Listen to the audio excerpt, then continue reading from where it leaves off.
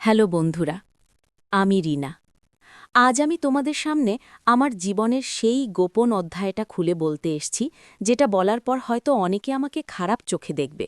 কিন্তু যারা কখনো একাকিত্বের গভীর অন্ধকারে ডুবে গেছে, তারা হয়তো বুঝবে মন যখন ক্ষুধার্ত হয় তখন সে কোন পথে হাঁটে।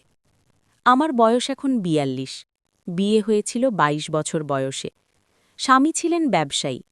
প্রথম প্রথম সব ঠিকঠাক চলছিল, কিন্তু ধীরে ধীরে তার ব্যবসা বাড়ার সাথে সাথে আমার জায়গা কমতে লাগল। রাতে ফেরেন ভোরে, কখনো ফেরেন না। আমি একা। বড় বাড়ি, দুটো সন্তান, কিন্তু তারা এখন বিদেশে পড়াশোনা করে। বাড়িতে শুধু আমি আর আমার ছায়া। রাতের বেলা আমি বারান্দায় বসে থাকি। চাঁদ দেখি, তারা গুনি, কখনো পুরনো হিন্দি গান শুনি, কখনো রোম্যান্টিক উপন্যাস পড়ি। পড়তে পড়তে মনে হয় কেউ যদি আমার হাত ধরে, কেউ যদি আমার কানে ফিসফিস করে বলে, রিনা, তুমি এখনও অনেক সুন্দর।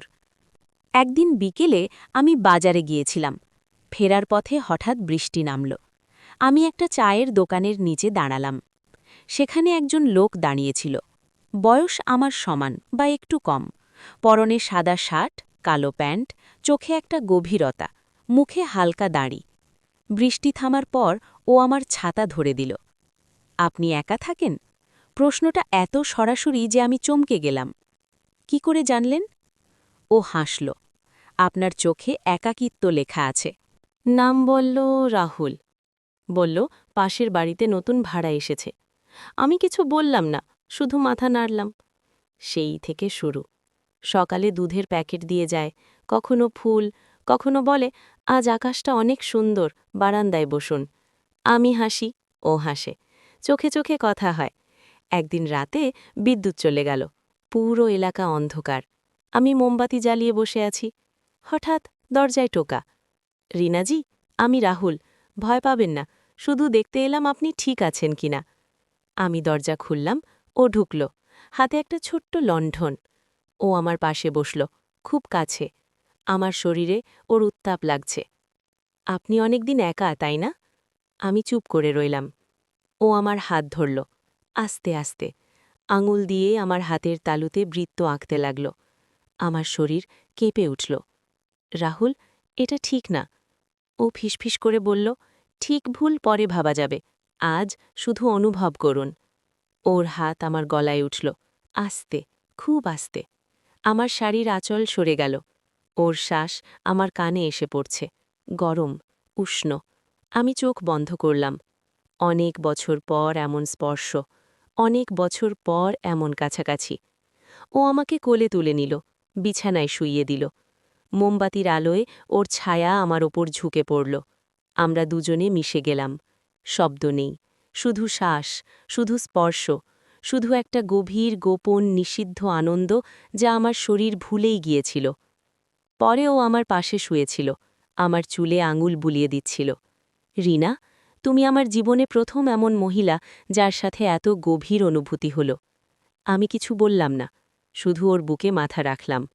কিন্তু পরদিন সকালে যখন ঘুম ভাঙল, বিছানার পাশে কেউ নেই, শুধু একটা চিরকুট। রিনা, গত রাতটা আমার জীবনের সবচেয়ে সুন্দর রাত। কিন্তু আমি তোমাকে সবটা বলিনি। আমি শুধু রাহুল না, আমার আরেকটা পরিচয় আছে। যদি জানতে চাও, তাহলে আজ রাতে বারান্দায় এসো। আমি অপেক্ষা করব। কিন্তু সাবধান, একবার জেনে ফেললে তুমি আর কখনো আগের রিনা থাকবে না। তোমার রাতের ছায়া।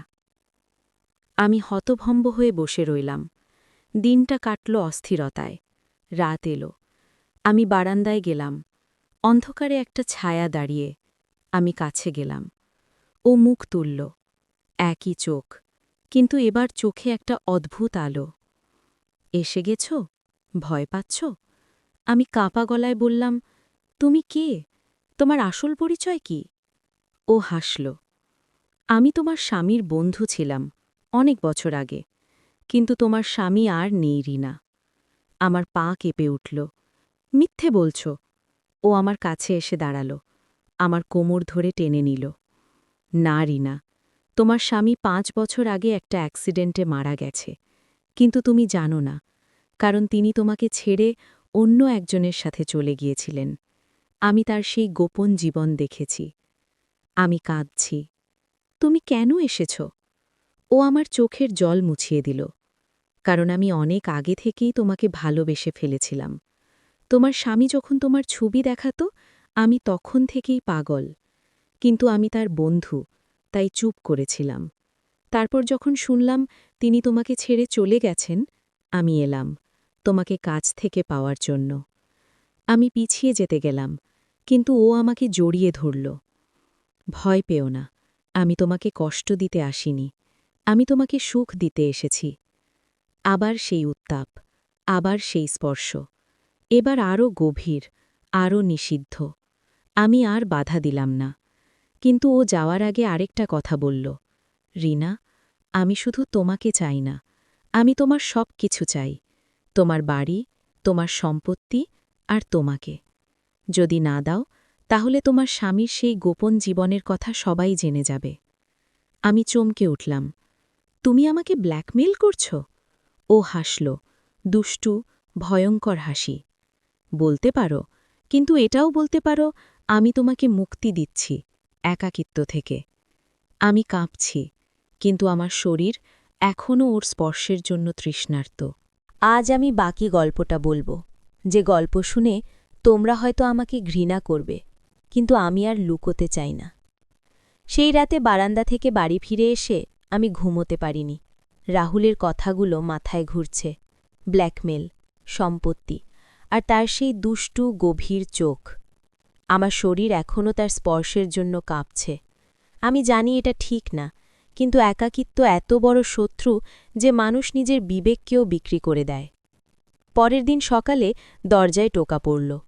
আমি দরজা খুলতেই রাহুল দাঁড়িয়ে, হাতে একটা লাল গোলাপ, চোখে একটা অদ্ভুত আলো। ভয় পেও না রিনা, আমি শুধু তোমাকে দেখতে এসেছি। আমি পিছিয়ে যেতে গেলাম, কিন্তু ও ঢুকে এলো, দরজা বন্ধ করে দিল। তুমি যা বলেছ, আমি কিছু দিতে পারব না। ও হাসল, আমার কাছে এসে দাঁড়াল, আমার কোমরে হাত রাখল, আস্তে। দিতে হবে না, তুমি শুধু আমাকে গ্রহণ করো, বাকিটা আমি নিয়ে নেব। ওর হাত আমার পিঠে উঠল, শাড়ির হুক খুলে গেল। আমি কাঁপছি, কিন্তু বাধা দিলাম না। আবার সেই উত্তাপ, আবার সেই গভীর মিলন। এবার দিনের আলোয়, জানালা খোলা, পাখির ডাক শোনা যাচ্ছে, কিন্তু আমার কানে শুধু ওর শ্বাস। পরেও আমার পাশে শুয়েছিল, আমার কপালে চুমু খেল। রিনা, তুমি এখন আমার, পুরোপুরি। দিনগুলো কাটতে লাগল এভাবে। প্রতি রাতেও আসে, কখনো দিনে। আমরা এক হয়ে যাই, কোনো কথা নেই, শুধু স্পর্শ, শুধু অনুভূতি।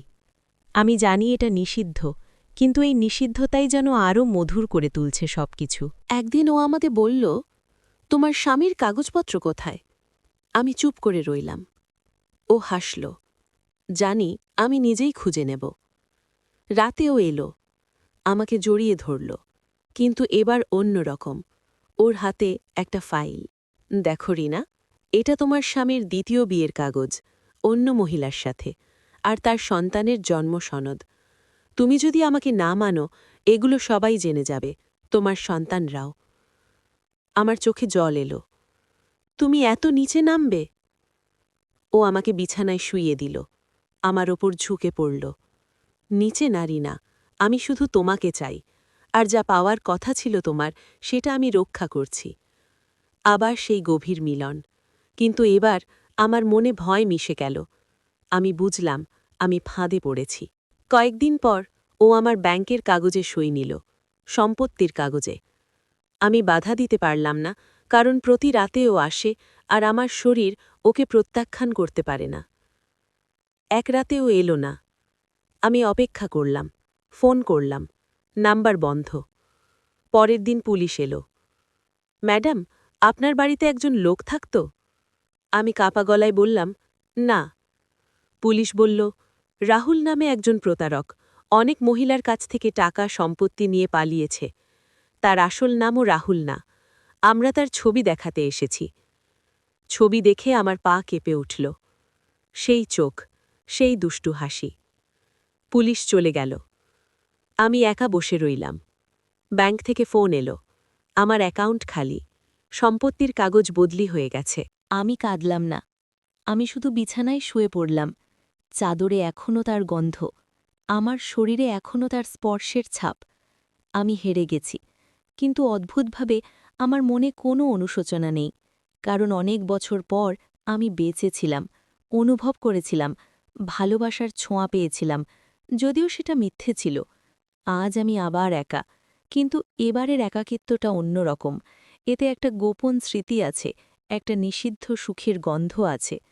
বন্ধুরা, যারা আমাকে ঘৃণা করবে করো, যারা বুঝবে তোমরা জানো একাকিত্ব কতটা ভয়ঙ্কর আর মানুষ কতটা দুর্বল। আমি রিনা, আর এটাই আমার গোপন অধ্যায়ের শেষ কথা।